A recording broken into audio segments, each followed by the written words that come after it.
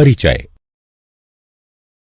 जब हम कमरे में चारों ओर नजर घुमाते हैं तो हम अधिकांश वस्तुओं को परावर्तित प्रकाश के अभिसारित यानी समानांतर प्रकाश किरणों को निकट लाना अथवा अपसरित यानी समानांतर प्रकाश किरणों को बिखेर देना इस क्रम में देखते हैं। अभिसरण और अपसरण की यह परिघटना गोलीय दर्पणों द्वारा होती है। वक्राकार पृष्ठ वाले दर्पण गोलीय दर्पण कहलाते हैं। उद्देश्य। इस पाठ के अंत में आप निम्न करने में सक्षम हो जाएंगे। गोलीय दर्पणों को परिभाषित करना, गोलीय दर्पणों के प्रकारों को समझना, गोलीय दर्पणों के द्वारा प्रकाश परावर्तन को समझना, अवतल दर्पण और उत्तल दर्पण। अवतल दर्पण एवं उत्तल दर्पण के मध्य अंतर कर पाना। प्रतिबिंब कैसे बनाएं? दर्पणों की संकेत परिपाटी को जानना, आवर्धन को परिभाषित करना, वक्रित पृष्ठों का परिचय। गोलीय दर्पण वह दर्पण होता है जिसका परावर्तक पृष्ठ कांच के किसी खोखले गोले का भाग होता है। गोलीय दर्पण दो प्रकार के होते हैं, अवतल दर्पण तथा उत्तल दर्पण।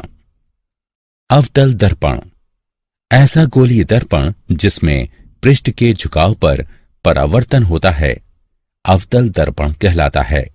उत्तल दर्पण एक ऐसा गोलीय दर्पण जिसमें पृष्ठ के उभार पर परावर्तन होता है, उत्तल दर्पण कहलाता है।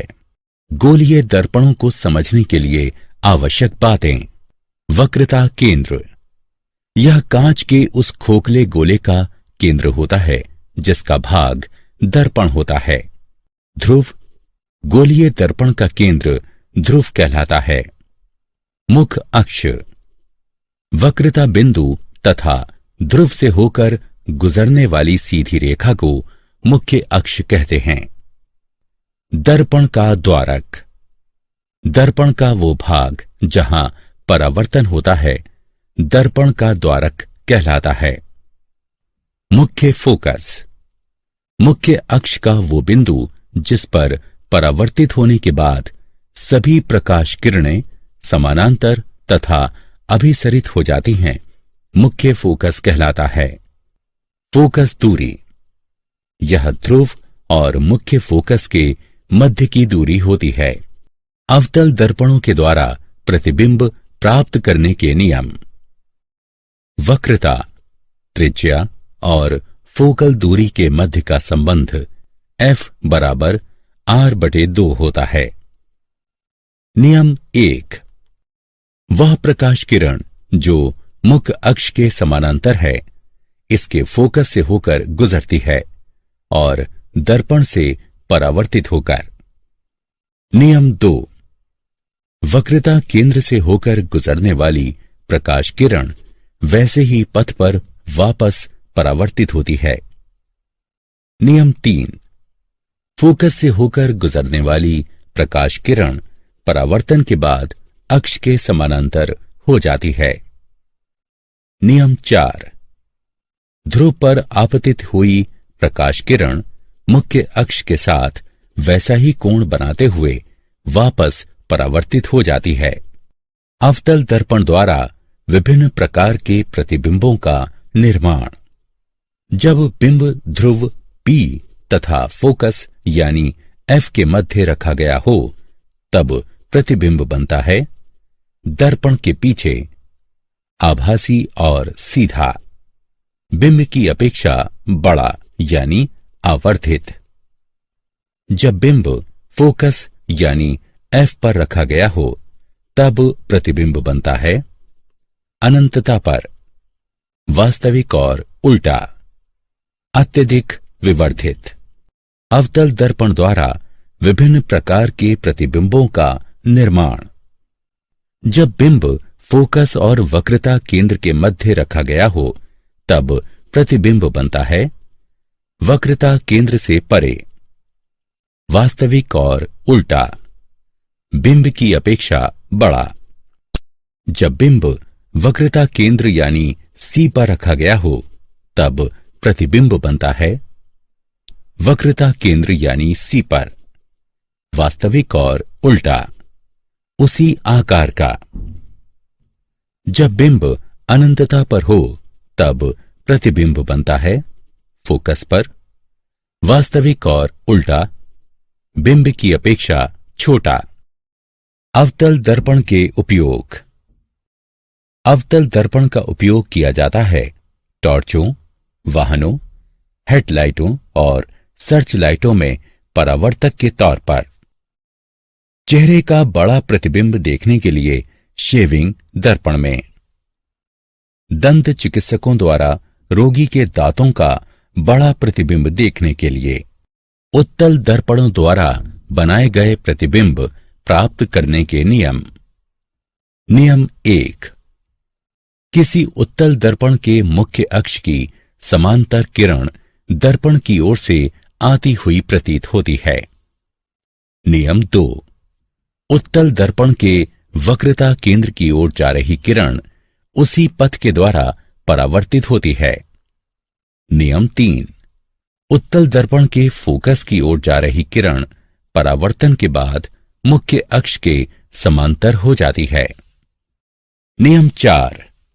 ध्रुव पर आपतित किरण मुख्य अक्ष के साथ उसी माप का कोण बनाते हुए वापस परावर्तित होती है। किसी प्रतिबिंब में निम्नलिखित विशेषताएं सदैव पाई जाती हैं। प्रतिबिंब दर्पण के पीछे बनता है। यह आभासी और सीधा होता है। यह बिंब की अपेक्षा छोटा होता है। अवतल दर्पण द्वारा विभिन्न प्रकार के प्रतिबिंबों का निर्माण। जब बिंब अनंतता पर हो तब प्रतिबिंब दर्पण के पीछे बनता है, आभासी और सीधा होता है, बिंब की अपेक्षा छोटा होता है। जब बिंब ध्रुव और अनंतता के मध्य किसी स्थान पर रखा गया हो तब प्रतिबिंब दर्पण के पीछे बनता है, आभासी और सीधा होता है, बिंब की अपेक्षा छोटा होता है। उत्तल दर्पण के उपयोग। उत्तल दर्पणों का प्रयोग वाहनों में पश्च दृश्य दर्पण के तौर पर पश्च भाग के यातायात को देखने के लिए किया जाता है। यह सदैव सीधा प्रतिबिंब निर्मित करता है। प्रतिबिंब का आकार छोटा होता है और इसीलिए हम पीछे चल रहे यातायात के विस्तृत क्षेत्र का दृश्य देख पाते हैं। दर्पण सूत्र और गणनाएं। प्रतिबिंब दूरी यानी v, बिंब दूरी यानी u और फोकल दूरी यानी f के मध्य का संबंध दर्पण सूत्र कहलाता है। 1/v जमा 1/u बराबर 1/f, जहां u दर्पण से बिंब की दूरी है, v दर्पण से प्रतिबिंब की दूरी है और f दर्पण की फोकल दूरी है। गोलीय दर्पणों के लिए संकेत परिपाटी। सभी दूरियां ध्रुव से मापी जाती हैं। आपतित प्रकाश की ही दिशा में मापी गई दूरियां धनात्मक मानी जाती हैं। आपतित प्रकाश की दिशा के विपरीत मापी गई दूरियां ऋणात्मक मानी जाती हैं। ऊर्ध्वगामी और लंबवत मापी गई दूरियां धनात्मक मानी जाती हैं। नीचे की ओर तथा लंबवत मापी गई दूरियां ऋणात्मक मानी जाती हैं। लेंसों द्वारा उत्पन्न आवर्धन। प्रतिबिंब की ऊंचाई और बिंब की ऊंचाई का अनुपात रेखीय आवर्धन कहलाता है। आवर्धन बराबर प्रतिबिंब की ऊंचाई h2 बटे बिंब की ऊंचाई h1, m बराबर h2 बटे h1। समीकरण 1। यदि आवर्धन में धनात्मक चिन्ह है तो प्राप्त प्रतिबिंब आभासी और सीधा होगा। यदि आवर्धन में ऋणात्मक चिन्ह है तो प्राप्त प्रतिबिंब वास्तविक और उल्टा होगा। रेखीय आवर्धन प्रतिबिंब दूरी और बिंब दूरी के अनुपात के बराबर होता है। m बराबर v यानी प्रतिबिंब दूरी बटे u यानी बिंब दूरी। समीकरण 1 एवं 2 को जोड़ने पर हम पाते हैं h2 बटे h1 बराबर v बटे u।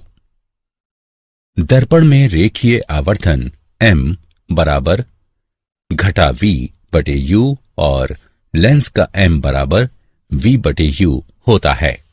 लेंस की शक्ति। किसी लेंस पर पड़ने वाली प्रकाश किरणों के अपसरण अथवा अभिसरण के परिमाण के माप को लेंस की शक्ति कहते हैं।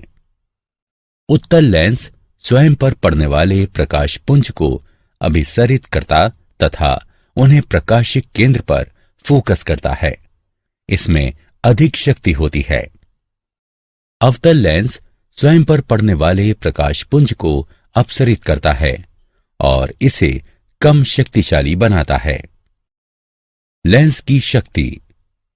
लेंस की शक्ति को उसकी फोकल दूरी के व्युत्क्रम के रूप में मीटर में परिभाषित किया जाता है। लेंस की शक्ति बराबर 1 बटे फोकल दूरी। आवश्यक बिंदु।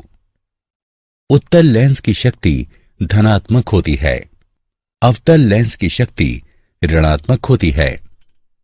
लेंसों के संयोजन की शक्ति। यदि कुछ लेंस निकट संपर्क में रखे जाते हैं तो लेंसों के संयोजन की शक्ति लेंसों की निजी शक्ति के बीजगणितीय योग के बराबर होती है। P बराबर P1 जमा P2। किसी लेंस की शक्ति की SI इकाई डायोप्टर होती है। इसे D अक्षर द्वारा व्यक्त किया जाता है।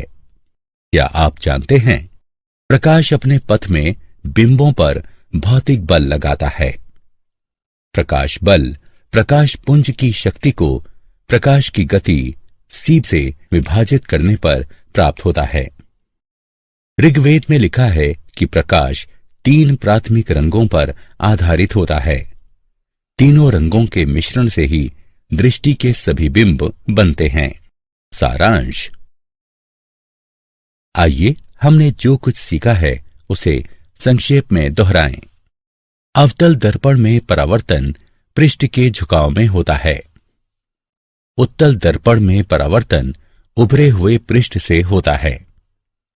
किसी गोलीय दर्पण की वक्रता त्रिज्या कांच के खोखले गोले की त्रिज्या होती है और दर्पण उसका एक भाग होता है। उत्तल दर्पण का फोकस दर्पण के पीछे स्थित होता है। प्रतिबिंब उस बिंदु पर बनता है जिस पर कम से कम 2 परावर्तित किरणें एक दूसरे को परस्पर काटती हैं। वास्तविक प्रतिबिंब सदैव उल्टा होता है और आभासी प्रतिबिंब सदैव सीधा होता है। सौर ऊर्जा के क्षेत्र में सौर भट्टियों को गर्म करने के उद्देश्य से सूर्य की किरणों को फोकस करने के लिए बड़े बड़े अवतल दर्पणों का प्रयोग किया जाता है। बिंब दूरी यानी U दर्पणों में सदैव नकारात्मक होती है।